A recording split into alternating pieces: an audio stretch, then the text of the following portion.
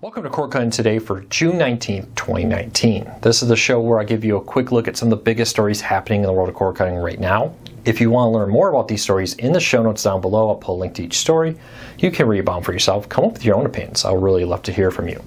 If you're new here, do me a favor, hit that subscribe button, hit the thumbs up. It really does help us because it lets YouTube know you enjoy what we're doing here. And hopefully we can help you break free from the high cost of cable TV and still watch the shows you enjoy.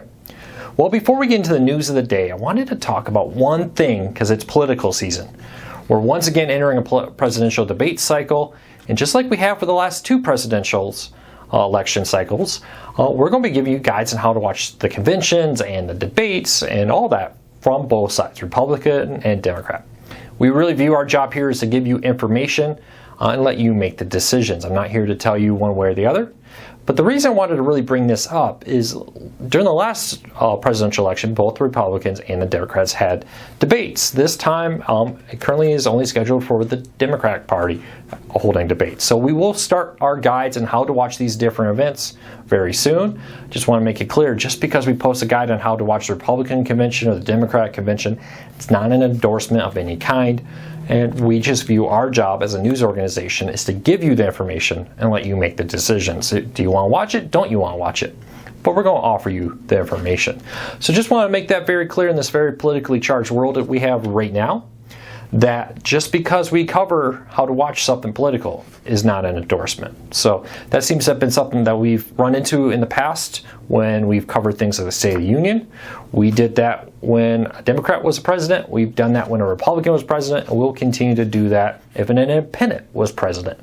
It's just our job as a news organization. So if you have any questions on that, go to cordcuttersnews.com, click on the Contact Us. I'll be happy to answer your questions, but we will be covering, to the best of our ability, how to watch both political sides on that. All right, let's dive into the news of the day now that we got that disclaimer out of the way. Dish and Amazon are reportedly interested in buying Boost Mobile. Now, we've known for a while that Amazon was looking at it. Amazon is interested in launching a phone service. This would give them access to the T-Mobile bandwidth. Dish is also working on a 5G network. They have a huge amount of spectrum already under their belt. This buying Boost will give them more access to the T-Mobile spectrum and allow them to monetize that spectrum in a more traditional phone way also. So it'll be very interesting who wins this. This all comes down to the Sprint T-Mobile merger. There are reports that Sprint and T-Mobile are close to getting a deal done. The Department of Justice, though, has asked them to divest certain assets. One of them would be Boost Mobile to create kind of a fourth competitor. And the idea here would be Dish with their spectrum plus the Boost Mobile customers to get a head start could be a legitimate fourth contender. Amazon with their space satellite service, their huge budget, their huge customer base to build off of, could be a fourth legitimate competitor. So you would have Amazon competing with AT&T, Verizon, and the new T-Mobile Sprint merger, plus all the smaller carriers out there. That has reportedly been one of the main concerns the Department of Justice has, is how can we keep a fourth real competitor in the space. We have a lot of services like TracFone and all these, the Walmart prepaid service, which are great, but they typically run off of T-Mobile, Sprint, Verizon, AT&T, etc. Now bringing in a Dish with their own spectrum, and Amazon promising to buy up spectrum and start off with T-Mobile spectrum, would allow them to have more of a legitimate competitor there. So keep a close eye on this. We'd love to know what you think. Would you rather have Amazon or Dish buy Boost? And are you happy about a Sprint T-Mobile merger? Does having a fourth competitor from Dish or Amazon help you with that? Does you become more comfortable with that? Leave us a comment. Let us know. I'd love to hear from you.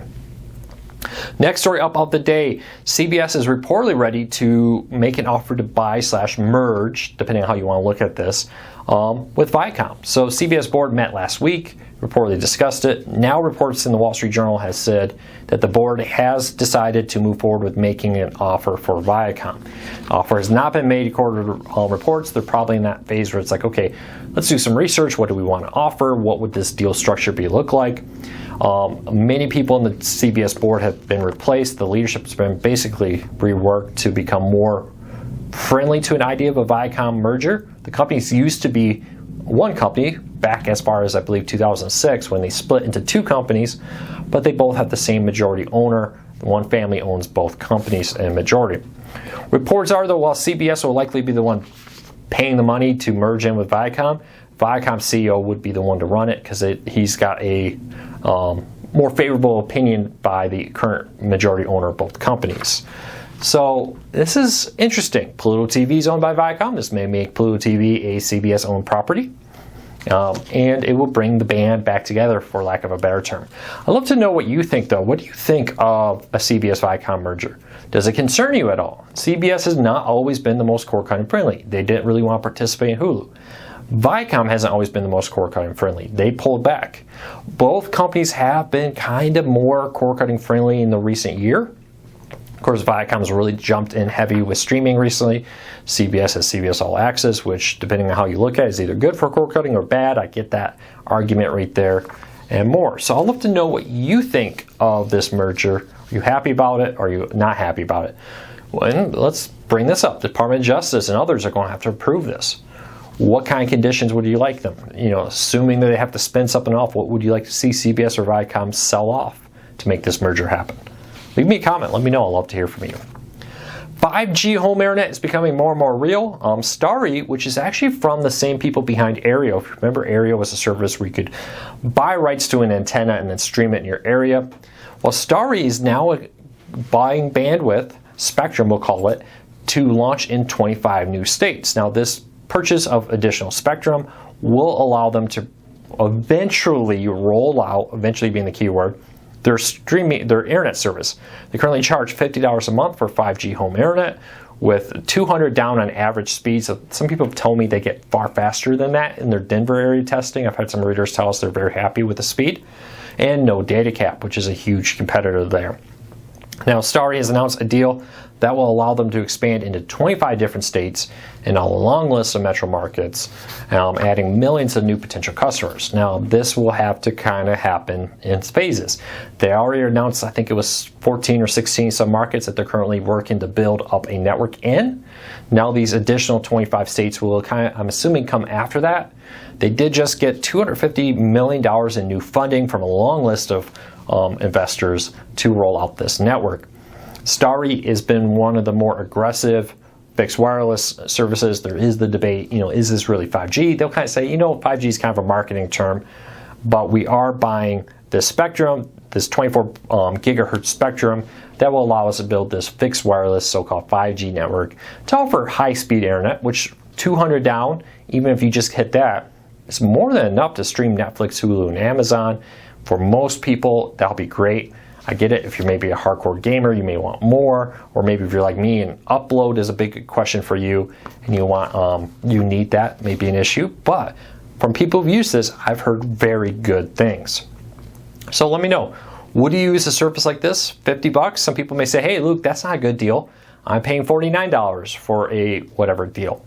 But in many areas, $50 for 200 plus down with no data cap. And I believe there's no device rental. I believe that $50 is what you pay plus any applicable local taxes. Is pretty good because let me say, oh, you get $49, but then you have to pay $10 for the device rental. Then you have data caps and more. But I'd love to know, would you be interested in something like this? Is this competitive where you live? Leave me a comment. Let me know. I'd love to hear from you. All right, next story up of the day. I get this question a lot. Why do I need an antenna? If you've watched my videos, you know I often talk about, hey, you need an antenna. Even if it's a backup, for the vast majority of cord cutters, it's a great option. Well, I often get a question like, what kind of content can you get with an antenna? So today we took a look at that. It turns out there's over 100 over-the-air networks targeting cord cutters, free over-the-air. That doesn't count the big ones like ABC, NBC, Fox, and CBS. This is a lot of the smaller ones out there, and we break down all the ones there and the percentage of the markets they cover. And I think you should check it out. I get 47 some channels where I live in my home, and I'm not in a major city. I'm kind of between some. I'd love to know how many channels you're getting. If you haven't had an antenna and you're like, hey, I got YouTube TV, I got whatever, I'm good, I would still encourage you to have it because a one-time purchase of antenna has a good backup. YouTube TV goes out, hey, flip over my antenna, I got all my locals. I'm good to go. I also think the picture quality on over-the-air TV and honestly the delay factor is perfect. A lot of people say, hey, I want cable because for sports it's the most up-to-date. Not always the case. Typically antenna is, because then what happens with these signals is the signal comes to your local broadcasts it, and then upstreams it to your cable provider, upstreams it to Sling TV, DirecTV Now, wherever you may be, and then they broadcast it. So often antenna gives you the most up-to-date one, all the ways to streaming, which is usually about 30 seconds I find on average behind what my antenna is showing me. For me, 30 seconds later seeing a touchdown, I don't care. I do know that there are some people out there who are very like, hey, I want up to the split second. When did that touchdown happen? I'm playing a fantasy league, whatever. That's why I recommend an antenna to address that issue. But I'd love to know, what's your favorite over-the-air network? Is it like a MeTV, Antenna TV, Comet? I've been very impressed with the content Comet. Love Babylon 5. Happy to see it back on the air. And more. So leave us a comment. Let us know what your favorite over-the-air network is. If you've been thinking about it, you're like, I don't know what I can get. Check out our post down below where you can find a huge list of all the networks available in the United States. Next story up of the day. This one broke earlier this week. VidAngel, which is a streaming service that basically edits out a lot of the adult content to make movies and TV shows family friendly, was hit with a $62.4 million judgment. Originally, I think they would all have like discs. You could watch a disc or rent a disc and it would be edited. They later went to a streaming version where if you were like a Netflix subscriber, you could pay for VidAngel, log in with your Netflix account, so you also had to be paying for Netflix, and they would edit out adult content stuff. So if you wanted to make sure your kids had a family-friendly content, VidAngel said they would do that. The ruling kind of came down to is that VidAngel didn't have the right to do that, and they didn't have the right to edit these movies. Now, movies like this being edited are not new. This has been happening for years. In the past, though, there's always been like a partnership that we would have a deal where this movie would allow us to maybe cut out a few scenes that take maybe a PG-13 movie and drop it down to a PG movie, or a PG movie, drop it down to a G movie, by maybe editing out a few seconds of nudity or editing down the language slightly. So this idea has not been new. VidAngel seems to have run into the trouble that they just went and did it without permission. And that's the problem. Now, the problem is many movie creators nowadays, even back then, this is common, they don't want their content edited. They're like, hey, I had this particular creative vision, I don't want it altered. VidAngel is like, well, there's people who want to see your vision, but didn't want to see full frontal and what they would consider inappropriate content for their young kids. So it'll be very interesting to see what happens here. VidAngel is now talking about bankruptcy. They were already in bankruptcy, and this deal probably will seal the fate of VidAngel. We'll be very interested to see what happens. They've said for now, if you're a subscriber, nothing's changing, which I find very interesting. But the $62.4 million judgment is probably going to force VidAngel out into liquidation in their bankruptcy. I'd love to know, though, do you use VidAngel? What do you think about the concept of saying, hey, if you want to watch a big hit movie, maybe with a few less swear words and a few less adult scenes in it, but still maintain the whole movie? Is that something that you're interested in? Or do you say, hey, the creator had a particular vision for this movie or TV show, and I don't think it should be changed without the creator's permission? Leave me a comment. Let me know. I'd love to hear from you. All right, last story of the day, and this one is because we just get so many of these questions. When is the Amazon Fire TV adding YouTube, YouTube TV, and YouTube Kids? So back in April, Google and Amazon announced a deal to bring Amazon Prime Video to Android TV. Yes, I know some Android TV devices had them, but that was a deal struck with like NVIDIA and Sony, not with Google to bring Android TV there, or Amazon Prime Video to Android TV. Now it's coming sometime this summer. Android Prime Video is coming to all Android TV. Amazon Prime Video. Long day of flight says, throw me for a loop. Amazon Prime Video to Android TV sometime this summer. But we haven't learned when it's coming, when YouTube TV, YouTube and YouTube Kids are coming to the Fire TV. Now, I expect it to be kind of close to each other. These deals were announced in tandem. Won't be surprised that when Amazon Prime Video comes to Android TV this summer, the Fire TV gets it. Unfortunately, we don't know. Now, this hasn't stopped a flood of emails. We get sometimes multiple emails a day.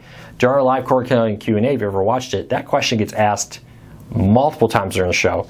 And if you watch these videos, you go back a few videos, you see people asking right in this video, hey, when is YouTube and YouTube TV and YouTube Kids coming to the Fire TV? Unfortunately, we don't know. Do expect it sooner than later, but we do know it will happen this year. So I can tell you this year it's happening. I can't tell you a date. Amazon's declined to comment on when that will happen, but that's what we know. Now, hang in here with me. When we do stories like this, I get some people like, oh, I don't like it. You didn't really give us a firm answer. Well, unfortunately, our goal here is to try to address the sheer number of people asking this question. When we get questions like this that are just flooding the market, flooding our Q&As, flooding our email boxes and our social media, we like to post about them to try to answer your questions so that, 30 people don't email us or ask us during one cord cutting Q&A. Hopefully this helps address that. We will be posting, as soon as we learn more, we'll be posting more about this, but I wanted to address this while I'm here to kind of address the flood, because for some reason in the last week, this question's really seemed to pick up steam, and as soon as we know more, we will. Now, you can go into the Silk browser or the Firefox browser on the Fire TV and watch YouTube. Mixed results on the YouTube TV there, but it is an option. And so if you've been able to find a way to get YouTube TV to work on the Fire TV through the browser, let me know. Other than trying to sideload apps, let me know. Well, that's it for today, though. I'll be back tomorrow. I really appreciate your support. If you're new here, or if you love these videos and you're a longtime subscriber, ring the notification bell. That way you get notified when we post videos. I will be live today during our cord cutting Q&A at 8 p.m. Eastern right here on YouTube. So ring the notification bell so when I go live and do a cord cutting Q&A, you don't miss any of our videos. Well, I'd love to talk to you more soon. I'll see you tomorrow or tonight for the Q&A. Take care, everybody.